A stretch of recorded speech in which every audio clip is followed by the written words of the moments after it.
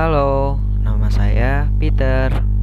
NIM saya 272260200087. Pada hari ini, saya akan menjelaskan tentang miologi. Tahu nggak miologi itu apa? Miologi adalah ilmu yang mempelajari tentang otot. Kalian tahu kan binaragawan? Nah, binaragawan adalah salah satu orang yang mengembangkan ototnya, atau mereka adalah orang-orang yang menaikkan massa ototnya. Nah, otot sendiri berarti sel-sel kontraktil pada tubuh yang merupakan alat gerak aktif. Jadi, sekalipun kalian bukan binaragawan, kalian tetap mempunyai otot, karena setiap manusia pasti punya otot untuk bergerak.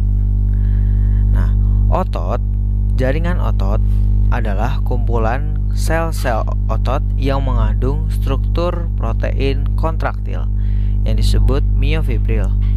Nah, kalau misalnya nih kita pakai mikroskop, kita lihat otot ke dalam.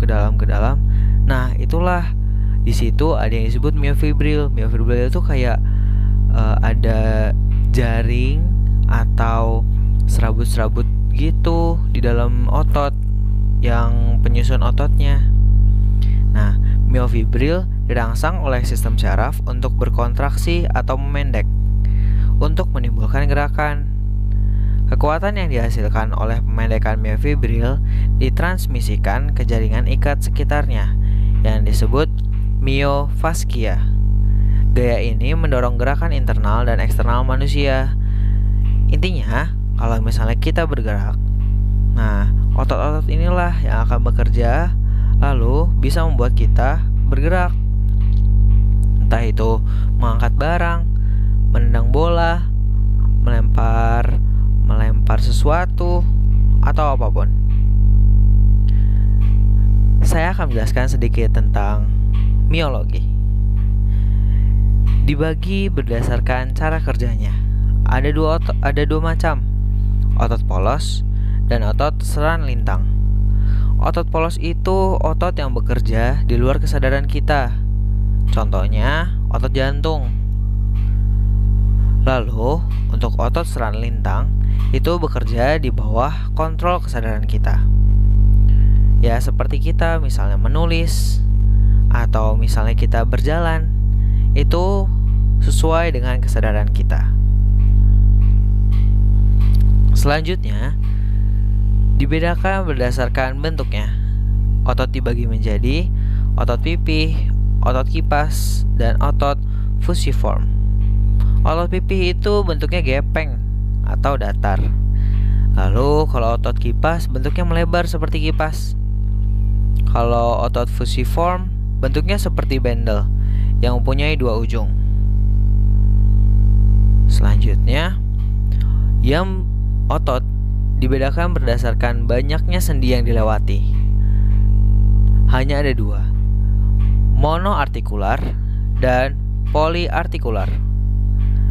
Kalau monoartikular, dia hanya melewati satu sendi saja. Kalau poliartikular, dia melewati lebih dari satu sendi.